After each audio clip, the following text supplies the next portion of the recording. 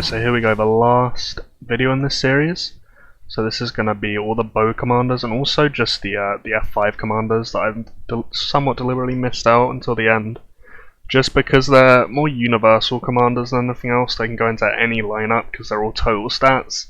So I didn't feel like they specifically belonged in the previous videos. They don't really belong here either, but I don't really know where else to put them and I need to rank them, so here we go. I've actually changed the tier list ever so slightly and changed the roles just because for bow commanders they are all so overstated when you look at their actives in particular compared to other unit types. The amount of damage scaling especially they get on their actives considering their rage costs is ridiculous. I think it's the rage costs that make them so good in this event. Obviously a lot of emphasis is put on how they can attack from range, how that limits counter damage on them, stuff like that. But a lot of their high value actives all have very low rage costs. So you see like 300 rage cost, look at Sauron 400, Bane 300, Sheila is 400. That's just quite the difference when you compare it to like the top tiers in Cav where it's 1000, and Spear with Annie 1000. All the high value stuff with bows is significantly lower value, so in the time you can get, say, 1 Annie active off, you could get off 3.33 Bane actives, or 3 Robber actives.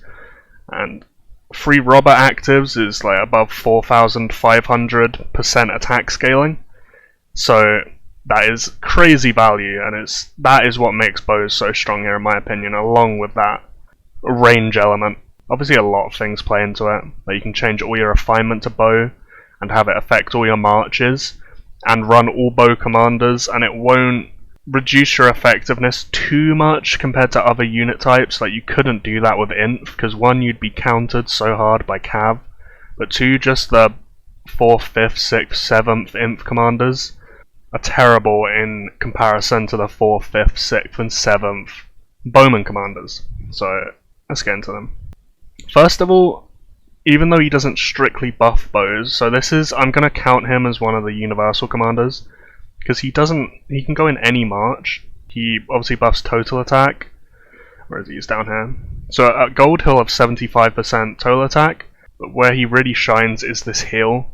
This heal is by far the best heal in the game in Siege of Winterfell, so it's 1200 healing coefficient, and then it will hit yourself and nearby friendly targets to a max of 3 first aid status, healing some wounded soldiers every second for a healing coefficient of 750, so that lasts for 4 seconds.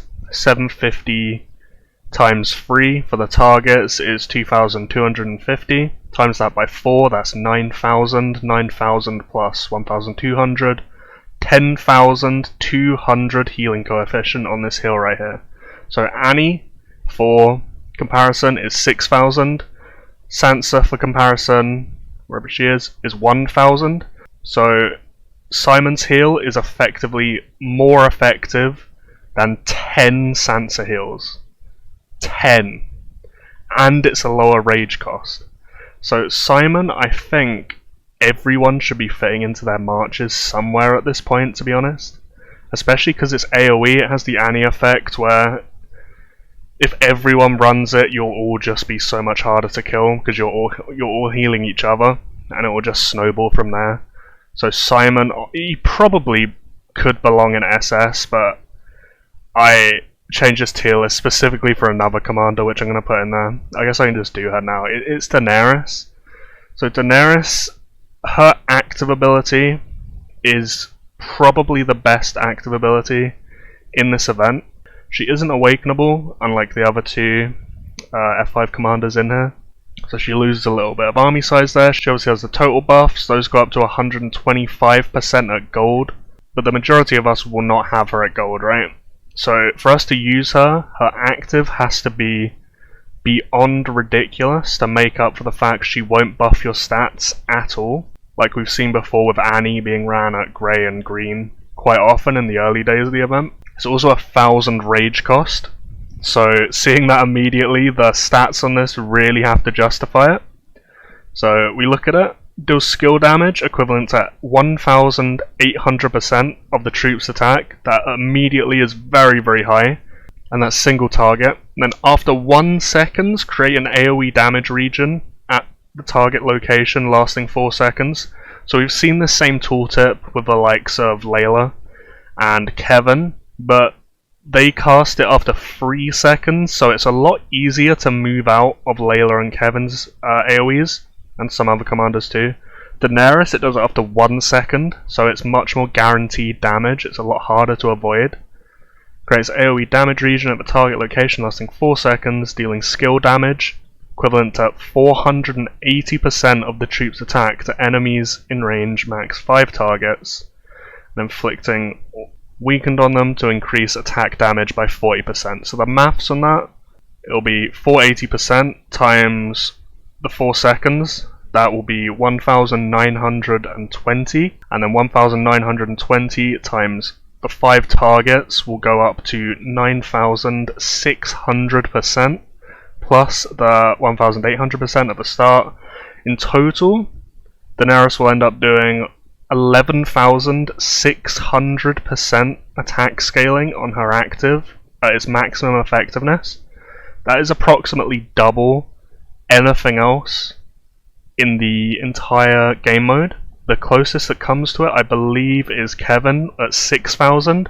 But as I've said, it's the same with Layla, where his is a lot harder to confirm that damage because it takes 3 seconds to cast the AoE.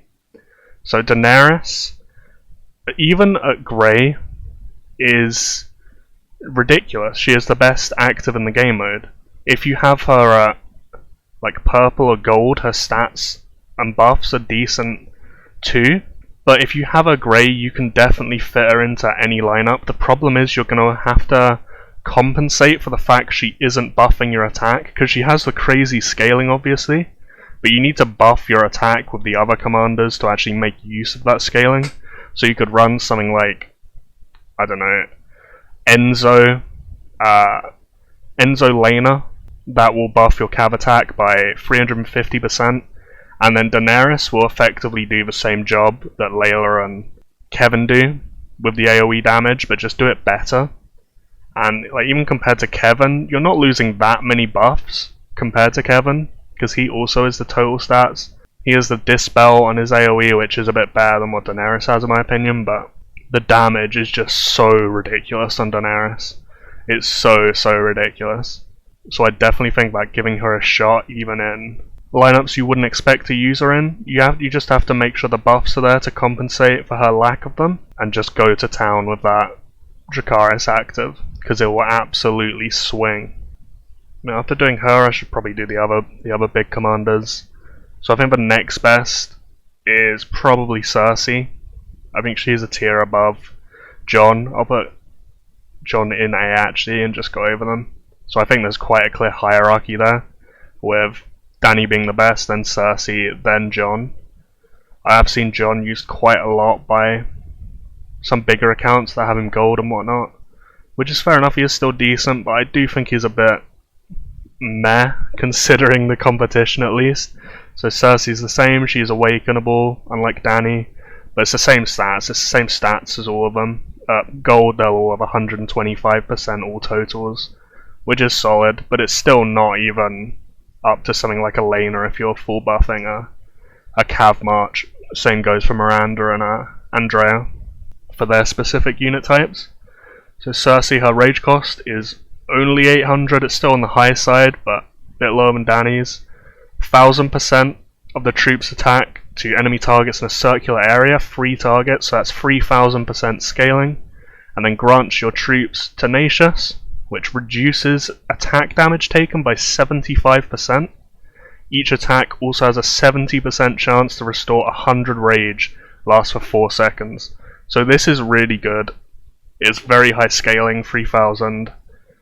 Don't let Daenerys fool you with the almost 12,000. 3000 is very high, but you're near enough making yourself practically immune to attack damage. And then your attacks restoring that much rage, that will really help you just keep recycling through your actives and getting back to using this and getting back to using that 3000% scaling. So it is very good, but she's an S, but this is presuming she is gold. With Daenerys, it's the same. Like, even if she's grey, she's usable, but I don't think Jon or Cersei are usable unless they're gold, to be honest. Their actives aren't overstated enough to justify it. But if she is gold, she will be up here. Same with Jon. If he is gold, I'll put him there. Maybe he could go up a bit, but I don't know. So it's Awakenable Army Size, 125% totals, 650 Rage Cost, so a little lower, but he has no damage attached to his active. None at all. Grants your troops Tenacious and Enhanced Strength, reduces attack damage and all skill damage taken for 4 seconds, so literally immune to all of that. Also grants Provoked, increasing counterattack damage by 150% for 4 seconds. So they're really, really good buffs, right? They're really high numbers, way higher than any other buffs that anything else offers, actually. The problem is it just lasts for 4 seconds, and it has no damage attached to it. So after 4 seconds, he's done nothing, basically. You'll help swing the numbers in your favor a bit, just from not taking damage and dealing a bit more back. But the fact he has no damage attached to him, when Daenerys is up there with almost 12,000%, he's definitely the worst of these three, and that's why he's on a lower tier than them. After that, this is one which I know a lot of people in my own alliance have thought was pretty decent previously, because he has a total attack. A lot of people have him gold just for rebels. He's the Awakenable Army Size. Now we're really getting into the bow commanders, I think, because I don't think any of these commanders that are left should be used in universal lineups. So I know Sansa has been previously, I know Theon has been previously for some people. For me, I don't think it's worth it, especially when you really look at their abilities. So Theon, if you're running a bow march, he's got the bow health and the bow defense. That makes a big difference, because it triples up on his buffs compared to if you're running any universal march. 800 rage cost, for a bowman, that is very much on the high side. So his active really needs to be good. After 3 seconds, creates an AoE damage region at the target location. We've seen this, like I said, with Kevin and Layla before, and Daenerys has it just in a faster cast time. But as I've explained, it's quite easy to move out of these circles. So for this to be worth it, it has to be really, really strong in its effect. Reduces the attack, defense, and health of all enemies in range, max 5 targets by 150%, cannot stack. So it will reduce totals effectively by like 450% overall, which is decent, and then inflicts Fear of War. Enemies have a 100% chance to fall into Fear of War, rendering them unable to use normal attacks or counters. So you'll debuff them and you'll make them unable to attack. But as I've said, they can just move out of it. They can just move out of the circle. And that nullifies everything. So because of that, I don't think Theon is really very good at all. I think he's actually in the bottom tier. Keep in note that I have changed tiers, so there would have been a D tier if I didn't make this extra tier just for Daenerys specifically. So he isn't that terrible, especially if you're running a bow march with his buffs, but he's definitely on the lower side, just because compared to the competition with all these other commanders, he does no damage, and bows excel at doing huge amounts of damage, and if you're making a bow march, that's what you want to be building around. Next, I'm going to put Sansa next to him. Sansa, again, in the early days of the event, when people didn't really know what was going on, people thought she was very good, which is fair enough. So she has bow attack and health, which is what you want. Those are the best stats. So her buffs for a bow march will be good. But then 800 rage cost on the high side for bows. Heals your troops' wounded soldiers for 1000 healing coefficient. That's a very, very small heal. It won't do much at all, really. In the next 7 seconds, grant your troops an effect which increases defense by 125%.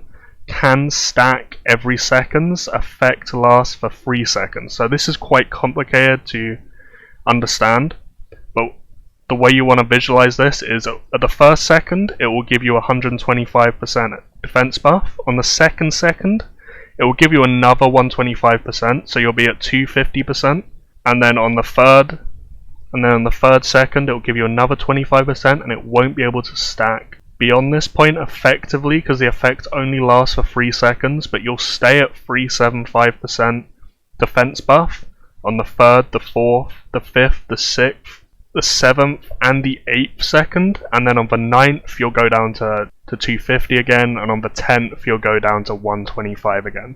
So you're getting buffs for 10 seconds effectively, and you'll be sitting at 375% of a defense buff for the longest period, but it will be slightly staggered throughout. So it is a bit better than it actually reads. The problem is there's just no synergy with the rest of the Bowmen commanders, and it's just a little on the low side in terms of the stats it has, in my opinion, because defense, especially bow defense, it just isn't really what you want to be going for. So I definitely think she belongs in this lowest tier. Next will be Sheila. Sheila is very, very good.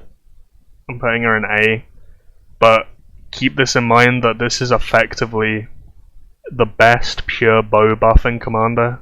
But keep in mind this is the first place pure bow commander, so even if these commanders are a bit bare, assuming they're gold especially, you have to put it into context compared to the other bows. So if we go look at her, where is she? Next to Theon. So she buffs bow attack, that's what you want. She has the awakenable army size, and pretty much everyone has her awakened because of how good she is for rebels. Then we look at her skill. 400 rage cost, this is where all the bows shine. The low rage cost, huge damage actives. So 600% troop attack to a single target, and it inflicts a bleed. Bleeds are always overstatted in this. Deals skill damage equivalent to 200% of a troop attack every second, and it lasts for 4 seconds. So 200% times 4, that's 800. Add to the 6, 1400% scaling on her active at a 400 rage cost, so that is pretty decent. It also increases your Bowman attack by 150%, which is good, but the extra good thing about this is you can potentially have that buff bleed into the next actives you cast, and if you can hit another commander's active with that buff to buff their active, that will really, really be good. So Sheila is good just in isolation, but she also has a lot of synergy, I'd say, with some of the other commanders. So Bane's a step below her, but she works well with him in a certain composition, which I'll probably get into in a second. So Bane buffs bow attack, is what you want. 300 rage cost, very, very low, the lowest you can get basically. Awakenable army size, does have combat rate, so some people will have them 2-star, just to have that. Deals skill damage of 720% of the troops attacked to your target, and increases rage of your troops by 150. So the fact he increases rage by 150, you can sort of imagine that as his active effectively being 150 rage, which is crazy and really helps you just rotate through a whole sequence of actives you want to be scrolling through. And the thing that really tops this composition off, and I think these three being ran in conjunction with each other, is Soren, which may surprise people if you don't look a bit deeper. So he's awakenable, he's got the extra army size even if no one's taking him to 2 stars. 400 rage cost. The thing with him is he has no buffs at all. So he has high scaling on his active, but you're going to have to get that scaling through the other commanders. So Bane and Sheila, both with bow attack for example, you can have it on your badges, you can have it on your refinement, but you're going to need to be pulling attack stats from elsewhere. Deals skill damage equivalent to 880% of the troop's attack to enemy targets in a conal area of 3. So 880 times 3 is 2640% scaling. And it will also inflict a guaranteed increase in skill damage taken of 50% for 7 seconds. So because his rage cost is so low, with these three together, Bane will help you cycle through them as soon as possible because of the super low rage cost and the rage regeneration. Soren will hit his active for huge scaling in an AoE, but then also increase Sheila's active damage as well by 50% when it cycles through to her. So her 1400% scaling will go up to like 2100% scaling effectively in practice. And they just work really, really well together. Because if you visualize Bane's, like I said, as 150, it will be 950 rage, I think, to rotate through all three. And that is why these bow comps are ridiculous, because if you're running something like a Cav March and just running it standard, all their actives are like 800, 1000, like Layla's 1000, Kevin's 1000, Enzo's 800. It will take you a long time to cycle through their actives, and in the time of cycling between those three commanders, you'd be able to cycle through these three basically 3 times over. And if you're hitting Sheila with the Sorin debuff already on the target, you'll be doing near enough like 5,000 per rotation, a bit higher than that actually, so you'll be going over 15,000% scaling, which is reaching insane levels. That's just way higher than any other composition the game can really pull off. After that is Mel. Mel, she doesn't have the same synergy necessarily with that low rage comp, because her active is actually a bit higher rage. I think it's at 800, yeah. So she has the bow attack, which is what you want. She's awakenable. The thing with Mel that makes her really, really good, and I think in isolation, in a vacuum, she's probably the best bow commander here for strictly buffing a bow march. It's just the numbers on her skill. So 400% scaling in a circular area, but there's no wind up, remember? So the other stuff, it's like takes 3 seconds to cast the AoE circle. This just does it immediately. 400% on 3 targets and inflicts a bleed, so the 3 targets 400 is 1200, and then 300% bleed on 3 for 4 seconds. That'll be 1200% on each. So it's basically 1200% times 4, which is 4800% scaling, and it's basically guaranteed damage because there's no wind up. And 4800% guaranteed damage is incredible. Like Layla has that, but it's not guaranteed whatsoever, and it takes a long time to confirm. Kevin too, he's up there, but it's not as guaranteed as Mel's is. So Mel is very, very strong because of that. And after that you've got these 3 left, so Kravras, where is he? He's got bow attack, best stats, what you're looking for. 880% of the troops attack to the target and inflicts a bleed. Bleeds are always good. Dealing skill damage equivalent to 450% every second, lasts for 4 seconds. 450% times 4 is 1,800 plus the 880. He does 2,680% scaling to a single target, which is very high for a single target like Nuke. He does have 800 rage cost though, so you've got to keep that in mind, because he'll be getting off only 1 of these in the time, Sorin will be doing 2 of his. So it does fall down a bit because of that, because their scalings are actually quite similar. It's just Kravras's is single target, and Sorin's will rely on multiple targets. But Kravras will also flick target with hesitation. Enemies have a 75% chance to fall into hesitation, making them unable to use skills. So he'll restrict a bit of damage there through that, which is fairly decent. But again, the thing that's making him good there is just the overstatedness of his damage, basically. And it is very overstated. Next up will be Egbert. Egbert, I feel like could be overestimated by some, because he has the juiced up bow attack. If I can find him. Oh boy, where is Egbert? There he is. So he has 250% bow attack rather than 150, and he has the total defense too. So you will be buffing your bow attack a bit harder than anything else.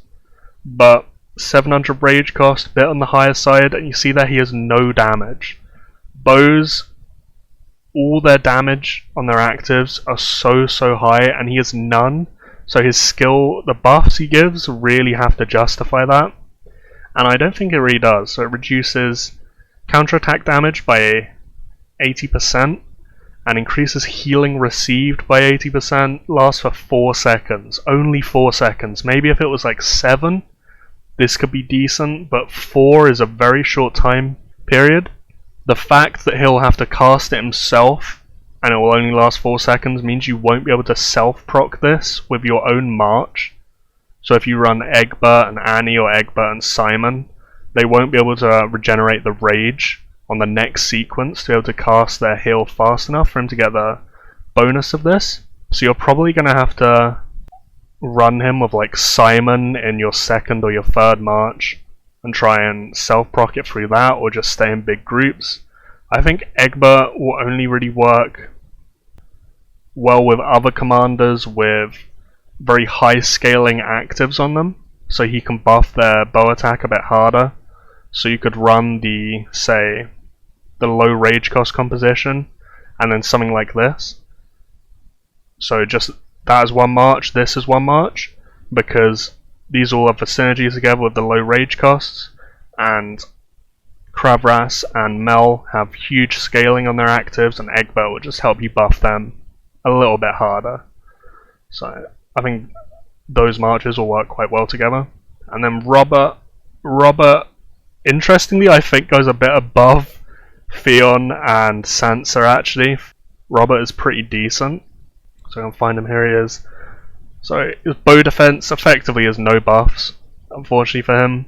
But again, where it comes into play is the low rage cost. 300 rage cost, and he just directly inflicts a bleed, 420% for 4 seconds. That times 4 is 1680% scaling. So it's a very boring active, but it's just such high numbers. So because of that, I think he stays in just a bit of a higher tier. If I was running bow marches, it would be those two I said before, and then probably that as my third. So Theon, Robert, and Simon. Obviously, if you don't have all the right rarities, you'll have to compensate and just do what you can with what you have. You can fit Daenerys into any formation if you have a gold. She's so good. Yeah, I think overall that is how I'd rank all the bows and all the F5 commanders that are currently available as well.